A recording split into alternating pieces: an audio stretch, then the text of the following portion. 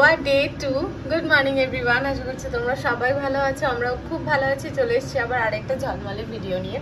বাজে এখন ওই 6:45 মতন। আমি ঘুম থেকে উঠেছি ওই 6টা নাগাদ, উঠেই আগে রেডি সেডি হয়ে নিয়েছি। আজকে আমরা যাব বাঘা বিচে, আর তার সাথে সাথে কিছু এখানে পাড়া রোড রয়েছে, আগোডা ফোর্ট রয়েছে, এই জায়গাগুলো ঘুরতে যাব। কৃষু এখনো পেছনে ঘুমোচ্ছে, কৃষুর বাবাও ফ্রেশ হয়ে গেছে। এবার একটুখানি দেখাই ব্যালকনি থেকে আমাদের এই হোটেলটা যেটা রয়েছে সেই রুমের ব্যালকনি থেকে কিছু লোকালসদের বাড়ি দেখা যায়, সেই জায়গাগুলো দেখাচ্ছি। কেমন লাগছে স্যার আপনার? আপনার যেরকম লাগবে ওটার থেকে 1 ডিগ্রি ভালো। পুচকু ওখানে ঘুমিয়ে রয়েছে, হ্যাঁ ঘুমাচ্ছে। আর এই হচ্ছে, কালকে রাতেও বৃষ্টি হয়েছে, প্লাস হচ্ছে একটু আগেও বৃষ্টি হয়েছে। ও বাবা, ওখানে মানে টেবিলটা আটকেছে গো। এই হচ্ছে আমাদের ব্যালকনি থেকে ভিউ। এই যে লোকালদের বাড়ি, এখানে কিন্তু এখনো টালি দিয়ে প্রচুর বাড়ি দেখতে পাওয়া যায়, ভীষণ সুন্দর লাগে। এত গ্রিনারি চারদিকটা, দেখলে একেবারে মনটা খুশি হয়ে যায়। এই যে এখানেও কিছু লোকাল মানুষ থাকেন। সামনে একটা হোটেল রয়েছে, এই দিকে একটা হোটেল রয়েছে, আর এইটা হচ্ছে আমাদের হোটেলের ব্যালকনি। এত সুন্দর ওয়েদার, তার মধ্যে কি হয় চারদিকটা এতটাই শান্ত, পাখি ডাকছে, পাখি ডাকার আওয়াজটা পর্যন্ত আসছে। তো ভ্যাকেশনের থেকে ভালো আর কিছুই হতে পারে না। আমরা যে হোটেলটায় রয়েছি, হোটেলটা ভীষণ সুন্দর, মানে হয় না যে পিন্টারেস্ট থিমের ওপর বেসড করে এই হোটেলটাকে পুরোটাই মনে হয় ডেকোরেশন করা হয়েছে। ভীষণ সুন্দর, মানে ভীষণ অ্যাস্থেটিক একটা ভিউ আসে। তার সাথে সাথে সুইমিং পুল রয়েছে। আমরা কালকে ওখানে ভীষণ এনজয় করেছি, আজকে আশেপাশটা ঘুরবো। তোমরা যারা ধরো ভ্যাকেশন প্ল্যান করতে চাইছো যে কোনো একটা জায়গায় এমন যাবে যেখানে অলিতে গলিতে ঘুরেও ভীষণ মজা হয়, তাহলে গোয়া ফর শিওর তোমরা প্ল্যান করতে পারো, ভীষণ এনজয় করবে। আর আমাদের হোটেলেও প্রচুর গাছপালা রয়েছে। এই যে এখান থেকে নিচে দেখা যায় প্রচুর রকমের ইনডোর প্ল্যান্টগুলোও রয়েছে, আউটডোর প্ল্যান্ট রয়েছে। এই যে আমাদের ব্যালকনিতেও 2টো গাছ রয়েছে, ভাবছি একটা নিয়ে যেতে পারলে মানে ভালো হয় বাড়ির জন্য। এই যে কি সুন্দর গাছগুলো। আমি ভাবছি আমার হেয়ার স্টাইলটা কিরকম রাখবো। এমনি তো ছোট ছোট চুল করেছি, যা ড্যামেজ হয়ে গেছিলো সেই জন্য। আজকে একটা এরকম ঝুটি মতন বানিয়েছি, মানে পনিটেল বানিয়েছি। দেখা যাক কিরকম লাগছে।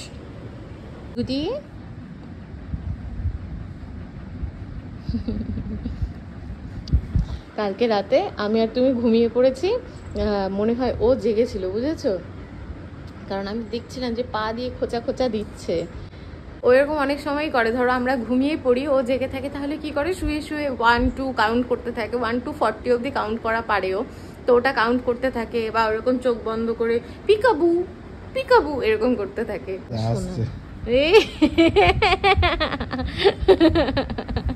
শোনতা, চলো গোয়া যাবো তো। বিচে যাবে না আজকে? যাবে। ঘুমিয়ে ঘুমিয়েও হুঁশ থাকে যে এখানে এসেছি। জলে কেমন করবে? ছাপাক। কি না, একটু স্যুপটা খেয়ে নাও, একটু খেয়ে নাও। कैसा है? कैसा है? আয় একটু খা, ফিনিশ করো। কৃষুর জন্য সকালবেলায় এই আমাদের হোটেলে যে রেস্টুরেন্টটা রয়েছে ওখান থেকে একটুখানি স্যুপ আর টোস্ট অর্ডার করেছিলাম। ও খানিকটা খেয়েছে, আর বাদ বাকি ওর বাবা মা খেয়েছে। এখন আমরা বেরোবো। ভালো স্যুপটা ভালো? আচ্ছা, আর একটু খেয়ে নাও। কিউ ও বাবা আর ছেলেতে কিন্তু আজকে, মানে সরি বাবা না, মানে বাবা আর ছেলেতে একদম ম্যাচ হয়ে গেছে। ও এই যে আমাদের হোটেল থেকে বেরিয়েই এই মোড়টা, আর এই সাইডটাতেই হলো ক্যালেঙ্গুটে বিচ। এই দিকটাতে একদম সোজা গিয়েই দেখা যায়। তবে আজকে আমরা ক্যালেঙ্গুটেতে যাচ্ছি না, আমরা যাচ্ছি বাঘা বিচ। আমার এক সাবস্ক্রাইবার আমাকে জিজ্ঞেস করেছে, দিদি এই গরমে কৃষকে নিয়ে গোয়ায় ঘুরতে গেছো, গরমে কষ্ট হচ্ছে না? আসলে আমরা যখন গোয়া আসার প্ল্যান করছিলাম, তখন তার আগেই অনেক রিসার্চ করছিলাম যে গোয়ার এখনের ওয়েদার কীরকম। প্রায়শই প্রত্যেকটি ভিডিওতেই আমরা দেখেছি যে গোয়ায় টুপটাপ বৃষ্টি হয়েই চলেছে, মানে গরম খানিকটা কম, মনোরম পরিবেশ। তো সেই হিসেবেই আমরা গোয়া আসার প্ল্যানটা করি। তাই আর কি এখানে এসেও আমাদের গরমে খুব একটা অসুবিধা হচ্ছে না। কোথায় এসছো তুমি? ও গোয়া, পানি। যান, ধরো, দৌড়াও। ওর বাবা হেসেই চলেছে, ছেলে দৌড়ে চলে যাচ্ছে। দাঁড়াও, আমি এসে নি। বাচ্চা কাচ্চাদের মজাটাই হচ্ছে সব, ওরা মজা করলেই হচ্ছে আমাদের মজা।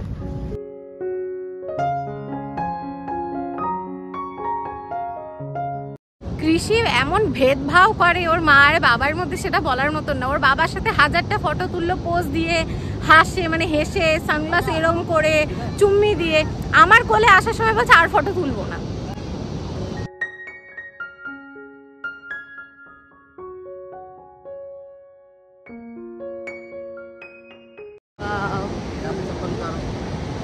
অসাধারণ, অসাধারণ।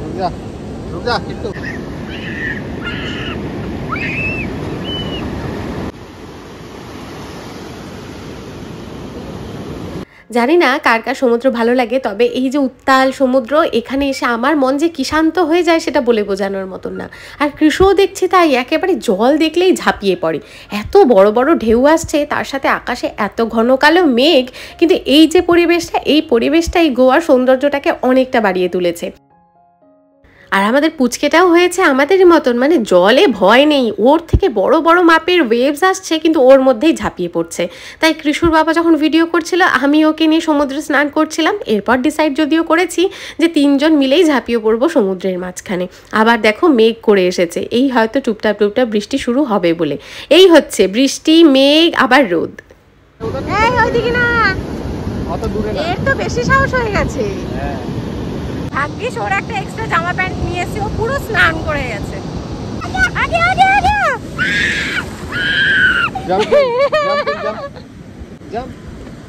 আবার আবার আবার আবার সাংঘাতিক বড় বড় ওয়েভ আসছে। আমরা খানিকটা ভেতরের দিকে ছিলাম, আবার বাইরের দিকে চলে এসেছি। কৃষি বেড থেকে বড় বড় ওয়েভ আসছে, একদম কিনারার দিকেতেই এত বড় ওয়েভ আসছে, ওই দিকে তাকালে ভয়ঙ্কর লাগছে। অনেকক্ষণ সমুদ্রে নাচানাচি করেছি, মজা করেছি। সমুদ্রের ঢেউয়ের পরিমাণও দেখছি হঠাৎ করেই বেড়ে গেছে, মানে যত বড় বড় ঢেউ আসছিল এখন হয়তো তার দ্বিগুণ মাপের ঢেউ আসা শুরু করেছে। আর বেশিক্ষণ এখানে অপেক্ষা করা যাবে না। চলে এসেছি বিচে, যেই শ্যাক্সগুলো থাকে সেখানে। আসলে ঢেউয়ের পরিমাণও বেড়েছে, আর প্রচণ্ড পরিমাণে হাওয়া আর গুড়ি গুড়ি বৃষ্টি শুরু হয়েছে। তাই আমাদের সাথে সবাই শ্যাক্সেই চলে এসেছে। কি বৃষ্টি হঠাৎ করে বলো তো। হ্যাঁ, কিন্তু বেশি সময় হয়নি, 10টা বাজছে মাত্র, অনেক সময় আছে আমাদের কাছে। কি হাওয়া আর বৃষ্টি। আর এখানে হচ্ছে বৃষ্টি হাওয়ার সাথে সাথেই যেহেতু ওয়েভগুলো আরো অনেক বড় বড় আসতে শুরু করে, সবাই সমুদ্র থেকে চলে এসেছে। খুব যে জোরে বৃষ্টি হচ্ছে তা কিন্তু না, ছিটে ফোটাই হচ্ছে, কিন্তু সাংঘাতিক হাওয়া, সাংঘাতিক হাওয়া।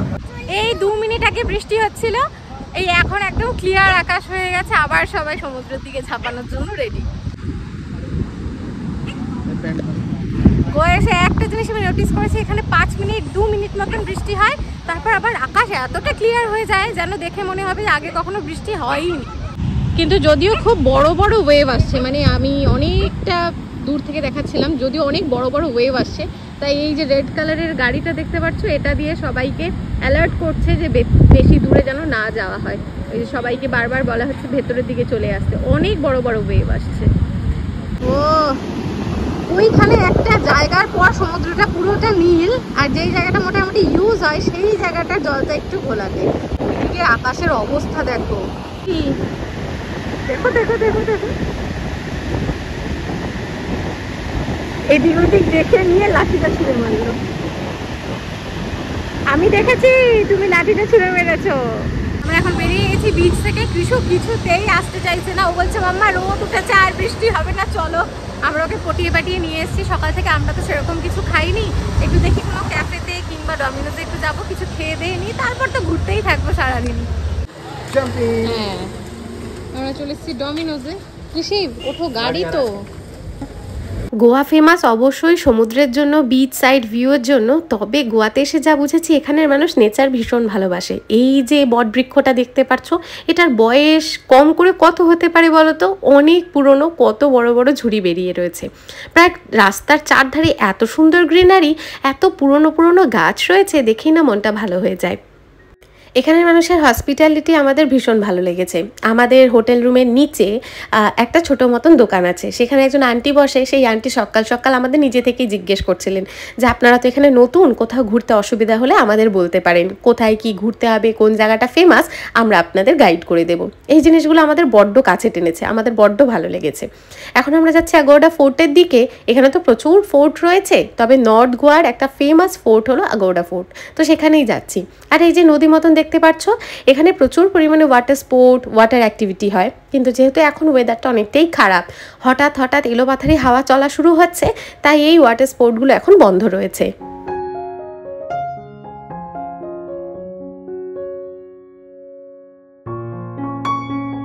আমি যে কি ভীষণ এনজয় করছি সেটা হয়তো আমার চোখ, মুখে, চাল চলনে, কথাবার্তায় বোঝাই যাচ্ছে। মনে হচ্ছে যেন আমি প্রাণ ভরে নিঃশ্বাস নিতে পারছি, একদম খোলা আকাশের মাঝে দু হাত খুলে উড়ে বেড়াতে পারছি। আমার ভীষণ মজা লাগছে। আর তার সাথে সাথে আমাদের ছোট্ট পুচকেও ভীষণ মজা করছে। রাস্তার সিনারি এনজয় করতে করতে পৌঁছে গেছি আমরা আগোড়া ফোর্টে। এবার টিকিট কেটে নেব, তারপর আমরা যাব ভেতরের দিকটাতে।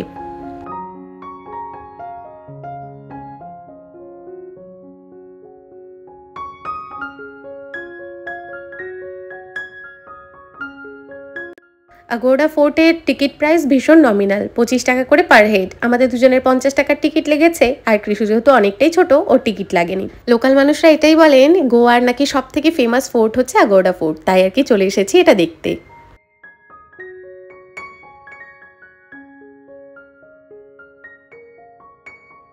সিঁড়িগুলোর অবস্থা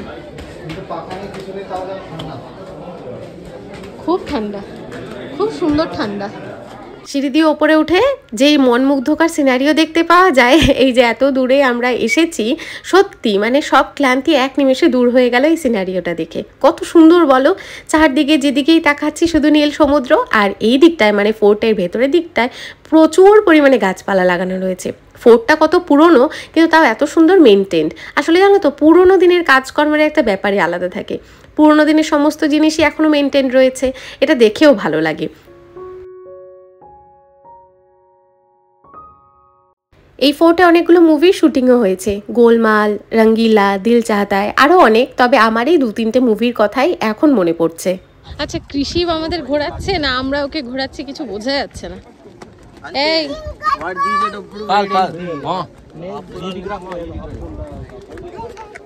ওর মনের মতন ঘুরেই চলেছে, আমাকে বলছে এদিকে আসো, ওর বাবাকে বলছে এদিক দিয়ে এই দিক দিয়ে। ও আমাদের রাস্তা চেনাচ্ছে, বহুবার গোয়া এসছে, সব চেনে, তাই আগে আগে হাঁটছে। ফোর্টের ভেতরের দিকটায় মোটামুটি অনেক কিছু সংরক্ষণ করে রাখা রয়েছে, যেরকম পর্তুগিজ আমলে কেমন ছিল গোয়া, এখন কেমন, প্রত্যেকটা ছবি বিফোর অ্যান্ড আফটার এরকম সুন্দর করে ফ্রেম করা রয়েছে। দেখে ভীষণ ভালো লাগছিল যে সমস্ত পুরনো জিনিস এখনও এখানকার মানুষ কত সুন্দরভাবে সংরক্ষণ করে রেখেছে। ফোর্ট থেকে বেরোনোর সময় আমাদের দুজনের মনে একটাই প্রশ্ন, 3-4 দিন সময় নিয়ে এসেছি ঘুরতে, সব কিছু ঘুরে দেখতে পারবো তো এই শর্ট সময়ের মধ্যে? আশা করি না, আবার খুব তাড়াতাড়ি আসতে হবে। বাইরে বেরিয়ে কৃষুর জন্য একটুখানি পেয়ারা কিনেছি। একটা গোটা পেয়ারাই কেটে দিতে বলেছি দোকানদারকে, যেটা আগে থেকে কাটা থাকে সেটা নিয়ে নিই, যেহেতু বাচ্চা খাবে তার জন্য। যেহেতু পেয়ারাটা লাল লাল আর নিচের দিকটা সবুজ, তাই এটাকে কৃষু শোনো ওয়াটারমেলন ভেবেই খাচ্ছে। আর যেইভাবে তরমুজ খায় ঠিক সেইভাবেই খাওয়ার চেষ্টা করছে। গোয়ার রাস্তাঘাটই আমাদের এত ভালো লেগেছে, শুধু যদি স্কুটি নিয়েও এদিক ওদিক টহল দিয়ে বেড়াই তাতেও যেন মনটা ভালো হয়ে যাচ্ছিল।